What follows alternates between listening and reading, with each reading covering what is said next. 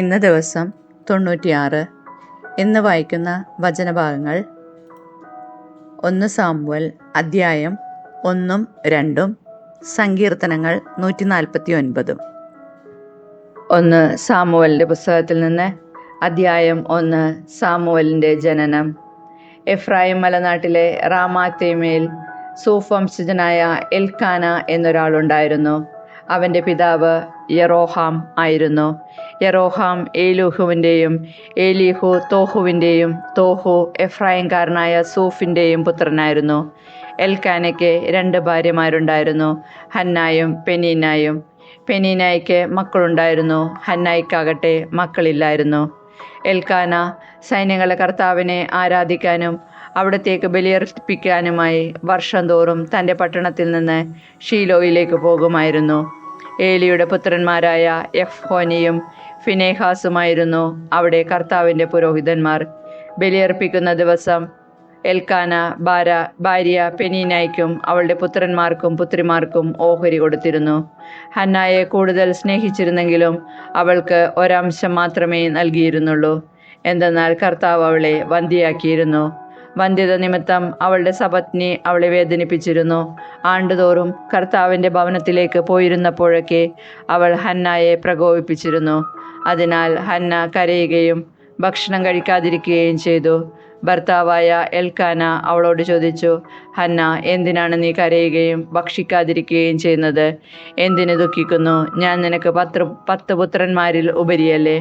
ഷീലോയിൽ വെച്ച് അവർ ഭക്ഷിക്കുകയും പാനം ചെയ്യുകയും ചെയ്തതിന് ശേഷം ഹന്ന എഴുന്നേറ്റ് കർത്താവിൻ്റെ സന്നിധിയിൽ ചെന്നു. പുരോഹിതനായ ഏലി ദേവാലയത്തിൻ്റെ വാതിൽപ്പടിക്ക് സമീപം ഒരു പീഠത്തിൽ ഇരിക്കുകയായിരുന്നു. അവൾ കർത്താവിനോട് ഹൃദയം നൊന്ത് കരഞ്ഞു പ്രാർത്ഥിച്ചു. അവൾ ഒരു നേർച്ച നേർന്നു. സൈന്യങ്ങളുടെ കർത്താവേ, ഈ ദാസിയുടെ സങ്കടം കണ്ട് അങ്ങ് എന്നെ അനുസ്മരിക്കണമേ. അങ്ങയുടെ ദാസിയെ വിസ്മരിക്കരുത്. എനിക്കൊരു പുത്രനെ നൽകിയാൽ അവൻ്റെ ജീവിതകാലം മുഴുവൻ അവനെ ഞാൻ അങ്ങേക്ക് പ്രതിഷ്ഠിക്കും. അവൻ്റെ ശിരസിൽ ക്ഷൗരക്കത്തി സ്പർശിക്കുകയില്ല. ഹന്ന ദൈവസന്നിധിയിൽ പ്രാർത്ഥിച്ചു കൊണ്ടിരിക്കവേ ഏലി അവളെ ശ്രദ്ധിച്ചു കൊണ്ടിരുന്നു. അവൾ ഹൃദയത്തിൽ സംസാരിക്കുകയായിരുന്നു. അധരം മാത്രമേ ചലിച്ചിരുന്നുള്ളൂ, ശബ്ദം പുറത്തു വന്നതുമില്ല. അതിനാൽ അവൾ മദ്യപിച്ചിട്ടുണ്ടെന്ന് ഏലിക്ക് തോന്നി. ഏലി അവളോട് പറഞ്ഞു, എത്ര നേരം നീ ഉന്മത്തിയായിരിക്കും? നിന്റെ ലഹരി അവസാനിപ്പിക്കുക. ഹന്ന പ്രതിവചിച്ചു, എൻ്റെ ഗുരു, അങ്ങനെയല്ല. വളരെയേറെ മനോവേദന അനുഭവിക്കുന്നവളാണ് ഞാൻ. വീഞ്ഞോ ലഹരിപാനീയമോ ഞാൻ കഴിച്ചിട്ടില്ല. കർത്താവിൻ്റെ മുൻപിൽ എൻ്റെ ഹൃദയവികാരങ്ങൾ ഞാൻ പകരുകയായിരുന്നു. ഈ ദാസിയെ അധംപതിച്ചൊരുവളായി വിചാരിക്കരുതേ. അത്യധികമായ ആകുലതയും അസ്വസ്ഥതയും മൂലമാണ് ഞാൻ ഇതുവരെ സംസാരിച്ചത്. അപ്പോൾ ഏലി പറഞ്ഞു, സമാധാനമായി പോവുക. ഇസ്രായേലിൻ്റെ ദൈവം നിന്റെ പ്രാർത്ഥന സാധിച്ചു തരട്ടെ. അവൾ പ്രതിവചിച്ചു, ഈ ദാസിക്ക് അങ്ങയുടെ കൃപാകടാക്ഷമുണ്ടാകട്ടെ. അനന്തരം അവൾ പോയി ഭക്ഷണം കഴിച്ചു. പിന്നീട് ഒരിക്കലും അവളുടെ മുഖം മ്ലാനമായിട്ടില്ല. എൽക്കാനയും കുടുംബവും അതിരാവിലെ എഴുന്നേറ്റ് കർത്താവിനെ ആരാധിച്ചതിന് ശേഷം റാമായിലുള്ള തങ്ങളുടെ ഗൃഹത്തിലേക്ക് മടങ്ങി. എൽക്കാന ഹന്നായെ പ്രാപിക്കുകയും കർത്താവ് അവളെ അനുസ്മരിക്കുകയും ചെയ്തു. അവൾ ഗർഭം ധരിച്ചൊരു പുത്രനെ പ്രസവിച്ചു. ഞാൻ അവനെ കർത്താവിനോട് ചോദിച്ചു വാങ്ങിയതാണ് എന്ന് പറഞ്ഞ് അവൾ അവന് സാമുവേൽ എന്ന് പേരിട്ടു. എൽക്കാന കുടുംബസമേതം കർത്താവിനെ വർഷം തോറുമുള്ള ബലിയർപ്പിക്കാനും നേർച്ച നിറവേറ്റാനും പോയി. എന്നാൽ ഹന്ന പോയില്ല. അവൾ ഭർത്താവിനോട് പറഞ്ഞു, കുഞ്ഞിൻ്റെ മുലകുടി മാറട്ടെ. അവൻ കറുത്ത സന്നദ്ധയിൽ പ്രവേശിച്ച് എന്നേക്കും അവിടെ വസിക്കുന്നതിന് അപ്പോൾ കൊണ്ടുവന്നു കൊള്ളാം. എൽക്കാന അവളോട് പറഞ്ഞു, നിന്റെ യുക്തം പോലെ ചെയ്തു കൊള്ളുക. അവൻ്റെ മുലകുടി മാറട്ടെ. കർത്താവിനോടുള്ള വാക്ക് നിറവേറ്റിയാൽ മതി. അങ്ങനെ അവൾ കുഞ്ഞിൻ്റെ മുലകുടി മാറുന്നതുവരെ വീട്ടിൽ താമസിച്ചു. പിന്നീട് 3 വയസ്സുള്ള ഒരു കാളക്കുട്ടി, 1 ഏഫ മാവ്, 1 കുടം വീഞ്ഞ് എന്നിവയോടുകൂടെ അവൾ അവനെ ഷീലോയിൽ കർത്താവിൻ്റെ ആലയത്തിലേക്ക് കൊണ്ടുവന്നു. സാമുവേൽ അപ്പോൾ ബാലനായിരുന്നു. അവർ കാളക്കുട്ടിയെ ബലിയർപ്പിച്ചു. അനന്തരം ശിശുവിനെ ഏലിയുടെ അടുക്കൽ കൊണ്ടുവന്നു. അവൾ പറഞ്ഞു, ഗുരു, ഇവിടെ അങ്ങയുടെ മുൻപിൽ നിന്ന് കർത്താവിനോട് പ്രാർത്ഥിച്ച സ്ത്രീ തന്നെയാണ് ഞാൻ. ഈ കുഞ്ഞിന് വേണ്ടിയാണ് ഞാൻ പ്രാർത്ഥിച്ചത്. എൻ്റെ പ്രാർത്ഥന കർത്താവ് കേട്ടു. ആകയാൽ ഞാൻ അവനെ കർത്താവിന് സമർപ്പിച്ചിരിക്കുന്നു. ആജീവനാന്തം അവൻ കർത്താവിനുള്ളവനായിരിക്കും. അവർ കർത്താവിനെ ആരാധിച്ചു. 1 സാമുവേലിൻ്റെ പുസ്തകത്തിൽ നിന്ന് അദ്ധ്യായം 2. ഹന്നായുടെ കീർത്തനം. ഹന്ന ഇങ്ങനെ പ്രാർത്ഥിച്ചു, എൻ്റെ ഹൃദയം കർത്താവിൽ ആനന്ദിക്കുന്നു. എൻ്റെ ശിരസ് കർത്താവിൽ ഉയർന്നിരിക്കുന്നു. എൻ്റെ അധരം ശത്രുക്കളെ പരിഹസിക്കുന്നു. എന്തെന്നാൽ അവിടുത്തെ രക്ഷയിൽ ഞാൻ ആനന്ദിക്കുന്നു. കർത്താവിനെ പോലെ പരിശുദ്ധനായി മറ്റാരുമില്ല. കർത്താവല്ലാതെ മറ്റാരുമില്ല. അവിടുത്തെ ദൈവത്തെ പോലെ സുസ്ഥിരമായ ഒരു ആശ്രയമില്ല. അഹന്തയോടെ മേലിൽ സംസാരിക്കരുത്. നിന്റെ നാവിൽ നിന്ന് ഗർവ് പുറപ്പെടാതിരിക്കട്ടെ. കാരണം കർത്താവ് സർവജ്ഞനായ ദൈവമാണ്. പ്രവൃത്തികളെ വിലയിരുത്തരുത്, അവിടുന്നാണല്ലോ. വീരന്മാരുടെ വില്ലുകൾ തകരുന്നു, ബലഹീനരാകട്ടെ ശക്തി പ്രാപിക്കുന്നു. സുഭിക്ഷം അനുഭവിച്ചിരുന്നവർ ആഹാരത്തിനായി കൂലിപ്പണി ചെയ്യുന്നു. വിശപ്പ് അനുഭവിച്ചിരുന്നവർ സംതൃപ്തി അടയുന്നു. വന്ധ്യ 7 പ്രസവിക്കുന്നു. സന്താന സമ്പത്തുള്ളവൾ നിരാലംബയാകുന്നു. കർത്താവ് ജീവൻ എടുക്കുകയും കൊടുക്കുകയും ചെയ്യുന്നു. അവിടത്തേക്ക് പാതാളത്തിലേക്ക് ഇറക്കുകയും അവിടുന്ന് കയറ്റുകയും ചെയ്യുന്നു. ദരിദ്രനും ധനികനുമാക്കുന്നത് കർത്താവാണ്. താഴ്ത്തുന്നതും ഉയർത്തുന്നതും അവിടുന്ന് തന്നെ. ദരിദ്രനെ അവിടുന്ന് ധൂളിയിൽ നിന്ന് ഉയർത്തുന്നു, അഗതിയെ കുപ്പയിൽ നിന്ന് സമുദ്ധരിക്കുന്നു. അങ്ങനെ അവരെ പ്രഭുക്കന്മാരോടൊപ്പം ഇരുത്തി ഉന്നത സ്ഥാനങ്ങൾക്ക് അവകാശികളാക്കുന്നു. ഭൂമിയുടെ അടിത്തൂണുകൾ കർത്താവിൻ്റെതാണ്. അതിന്മേൽ അവിടുന്ന് ലോകത്തെ ഉറപ്പിച്ചിരിക്കുന്നു. തൻ്റെ വിശ്വസ്തരുടെ പാദങ്ങളെ അവിടുന്ന് കാക്കുന്നു. ദുഷ്ടന്മാർ അന്ധകാരത്തിൽ ഉപേക്ഷിക്കപ്പെടുന്നു. ശക്തിയാൽ ആരും പ്രബലനാകുന്നില്ല. കർത്താവ് പ്രതിയോഗികളെ ഛിന്നഭിന്നമാക്കുന്നു. അവർക്കെതിരെ ആകാശത്തിൽ ഇടിമുഴക്കുന്നു. അവിടുന്ന് ഭൂമിയെ മുഴുവൻ വിധിക്കും. തൻ്റെ രാജാവിന് ശക്തി കൊടുക്കും. തൻ്റെ അഭിഷിക്തൻ്റെ ശിരസ് ഉയരുമാറാക്കും. അനന്തരം എൽക്കാന റാമായിലുള്ള തൻ്റെ ഭവനത്തിലേക്ക് മടങ്ങി. ബാലനായ സാമുവലാകട്ടെ പുരോഹിതനായ ഏലിയുടെ സാന്നിധ്യത്തിൽ കർത്താവിന് ശുശ്രൂഷ ചെയ്തു പോന്നു. ഏലിയുടെ പുത്രന്മാർ ദുർമാർഗികളും കർത്താവിനെ ബഹുമാനിക്കാത്തവരുമായിരുന്നു. ജനങ്ങളിൽ നിന്ന് പുരോഹിതന്മാർക്ക് ലഭിക്കേണ്ട വിഹിതത്തെ സംബന്ധിക്കുന്ന നിയമം അവർ മാനിച്ചില്ല. ആരെങ്കിലും ബലിയർപ്പിച്ച മാംസം പാകം ചെയ്യുമ്പോൾ പുരോഹിതന്റെ ഭൃത്യൻ പാത്രത്തിൽ മുപ്പല്ലി കൊണ്ട് കുത്തി അതിൽ നിന്ന് കിട്ടുന്നത് മുഴുവൻ പുരോഹിതന് വേണ്ടി എടുത്തിരുന്നു. ഷീലോയിൽ വന്നിരുന്ന ഇസ്രായേൽക്കാരുടെ എല്ലാം അവർ ഇപ്രകാരമാണ് പ്രവർത്തിച്ചത്. കൂടാതെ മേധസ് ദഹിപ്പിക്കുന്നതിന് മുമ്പ് തന്നെ ബലിയർപ്പിക്കുന്നവനോട് പുരോഹിതന്റെ ഭൃത്യൻ വന്ന് പറയും, പുരോഹിതന് വേണ്ടി പാകം ചെയ്യാൻ കുറെ മാംസം തരിക. പച്ചമാംസമല്ലാതെ വേവിച്ചത് അദ്ദേഹം സ്വീകരിക്കുകയില്ല. ആദ്യം മേധസ് ദഹിപ്പിക്കട്ടെ, എന്നിട്ട് നിങ്ങൾക്ക് ഇഷ്ടമുള്ളത് എടുക്കാമെന്ന് തടസ്സം പറഞ്ഞാൽ പോരാ, ഇപ്പോൾ തന്നെ വേണം, അല്ലെങ്കിൽ ഞാൻ ബലം പ്രയോഗിച്ചെടുക്കുമെന്ന് അവൻ മറുപടി പറയുമായിരുന്നു.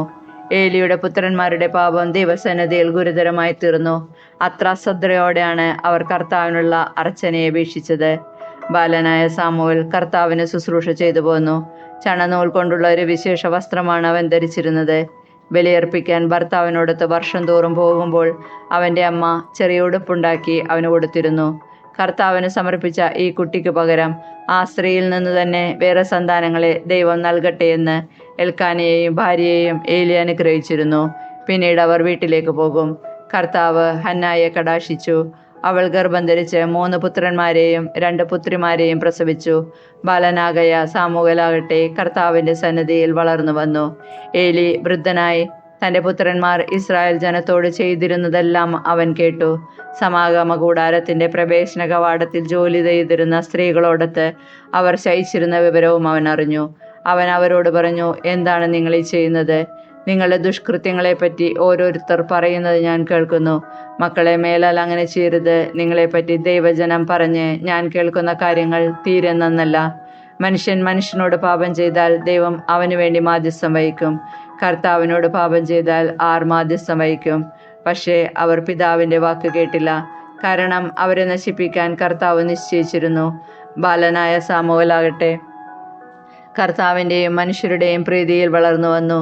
കർത്താവ് അയച്ച ഒരാൾ ഏലിയുടെ അടുക്കൽ വന്നു പറഞ്ഞു, കർത്താവ് ഇപ്രകാരം പറയുന്നു, നിന്റെ പിതാവിൻ്റെ കുടുംബം ഈജിപ്തിൽ ഫറവോയുടെ ഭവനത്തിൽ അടിമയായിരിക്കുമ്പോൾ ഞാൻ അവർക്ക് എന്നെ തന്നെ വെളിപ്പെടുത്തി. എൻ്റെ ബലിപീഠത്തെ സമീപിക്കാനും ധൂപാർപ്പണം നടത്താനും എൻ്റെ മുൻപിൽ എഫോദ് ധരിക്കാനും ഇസ്രായേലിൻ്റെ എല്ലാ ഗോത്രങ്ങളിൽ നിന്ന് ഞാൻ അവനെ എൻ്റെ പുരോഹിതനായി തിരഞ്ഞെടുത്തു. ഇസ്രായേൽ മക്കൾ ദഹനബലിക്ക് അർപ്പിച്ചതെല്ലാം നിന്റെ പിതൃഭവനത്തിന് ഞാൻ കൊടുത്തു. എന്നിട്ടും എന്തുകൊണ്ടാണ് എനിക്ക് അർപ്പിക്കണമെന്ന് കൽപ്പിച്ചിട്ടുള്ള ബലികളെയും കാഴ്ചകളെയും നീ ആർത്തിയോടെ നോക്കുന്നത്? നിങ്ങൾ എൻ്റെ ജനം എനിക്കർപ്പിക്കുന്ന സകല ബലികളുടെയും വിശിഷ്ടഭാഗം തിന്നുകൊടുത്തു.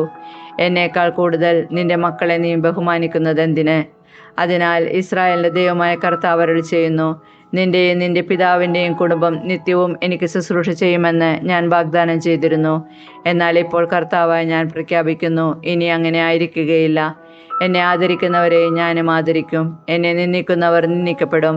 വാർദ്ധക്യത്തിലെത്താൻ ആർക്കും ഇടയാകത്തക്ക വിധം നിന്റെയും നിന്റെ പിതൃകുടുംബത്തിൻ്റെയും ശക്തി ഞാൻ ക്ഷയിപ്പിക്കുന്ന ദിവസം ഇതാ അടുത്തിരിക്കുന്നു. ഇസ്രായേൽ ജനത്തിൽ മറ്റുള്ളവർക്ക് ഞാൻ നൽകുന്ന അനുഗ്രഹങ്ങൾ കണ്ട് നിങ്ങൾ അസ്വസ്ഥരും അസൂയാലുക്കളുമാകും. പക്ഷേ നിന്റെ കുടുംബത്തിൽ പ്രായം ചെന്നവരായി മേലിൽ ആരും ഉണ്ടാവുകയില്ല. നിങ്ങളിൽ ഒരുവനെ എൻ്റെ ബലിപീഠത്തിൽ നിന്ന് ഞാൻ വിച്ഛേദിക്കുകയില്ല. കണ്ണീരുകൊണ്ട് അവൻ്റെ കാഴ്ച മങ്ങുകയും ഹൃദയം ഒരുകുകയും ചെയ്യും. നിന്റെ സന്താനങ്ങൾ വാളിനിരയാകും. നിന്റെ പുത്രന്മാരായ ഹോഫ്നിയും ഫിനെഹാസും ഒരേ ദിവസം തന്നെ മരിക്കും. ഇത് നിനക്ക് അടയാളമായിരിക്കും. എനിക്ക് വേണ്ടി വിശ്വസ്തനായ ഒരു പുരോഹിതനെ ഞാൻ തിരഞ്ഞെടുക്കും. എൻ്റെ ഹൃദയാഭിലാഷം അനുസരിച്ച് അവൻ പ്രവർത്തിക്കും. അവൻ്റെ കുടുംബം ഞാൻ നിലനിർത്തും. എൻ്റെ അഭിഷിക്തൻ്റെ സന്നിധിയിൽ അവൻ നിത്യവും ശുശ്രൂഷ ചെയ്യും. നിന്റെ കുടുംബത്തിൽ അവശേഷിക്കുന്നവരെല്ലാം ഒരു വെള്ളിക്കാശിനും ഒരു കഷ്ണം അപ്പത്തിനും വേണ്ടി അവനോട് യാചിച്ചുകൊണ്ട് പറയും, ഒരു കഷ്ണം അപ്പം ലഭിക്കേണ്ടതിന് എന്നെ ഏതെങ്കിലും ഒരു പുരോഹിത വൃത്തിക്ക് ചേർക്കണമേ. സങ്കീർത്തനങ്ങൾ 149. വിജയഗീതം. കർത്താവിനെ സ്തുതിക്കുവിൻ, കർത്താവിന് പുതിയ കീർത്തനം ആലപിക്കുവിൻ. വിശുദ്ധരുടെ സമൂഹത്തിൽ അവിടത്തെ പാടി പുകഴ്ത്തുവിൻ. ഇസ്രായേൽ തൻ്റെ സൃഷ്ടാവിൽ സന്തോഷിക്കട്ടെ. സിയോന്റെ മക്കൾ തങ്ങളുടെ രാജാവിൽ ആനന്ദിക്കട്ടെ. നൃത്തം ചെയ്തുകൊണ്ട് അവർ അവിടുത്തെ നാമത്തെ സ്തുതിക്കട്ടെ. തപ്പുകൊട്ടിയും കിന്നരമേട്ടിയും അവർ അവിടുത്തെ സ്തുതിക്കട്ടെ. എന്തെന്നാൽ കർത്താവ് തൻ്റെ ജനത്തിൽ സംപ്രീതനായിരിക്കുന്നു. എളിയവരെ അവിടുന്ന് വിജയമണിയിക്കുന്നു. വിശ്വസ്ത ജനം ജയഘോഷം മുഴക്കട്ടെ. അവർ തങ്ങളുടെ കിടക്കകളിൽ ആനന്ദം കൊണ്ട് പാടട്ടെ. അവരുടെ കണ്ടങ്ങളിൽ ദൈവത്തിൻ്റെ സ്തുതി ഉയരട്ടെ. അവർ ഇരുവായ് തലയുള്ള വാൾ കൈകളിലേന്തട്ടെ. രാജ്യങ്ങളോട് പ്രതികാരം ചെയ്യാനും ജനതകൾക്ക് ശിക്ഷ നൽകാനും തന്നെ. അവരുടെ രാജാക്കന്മാരെ ചങ്ങലകൾ കൊണ്ടും പ്രഭുക്കന്മാരെ ഇരുമ്പ് വിലങ്ങുകൾ കൊണ്ടും ബന്ധിക്കട്ടെ. എഴുതപ്പെട്ടിരിക്കുന്ന വിധി അവരുടെ മേൽ നടത്തട്ടെ. അവിടുത്തെ വിശ്വസ്തർക്ക് ഇത് മഹത്വമാണ്. കർത്താവിനെ സ്തുതിക്കുവിൻ.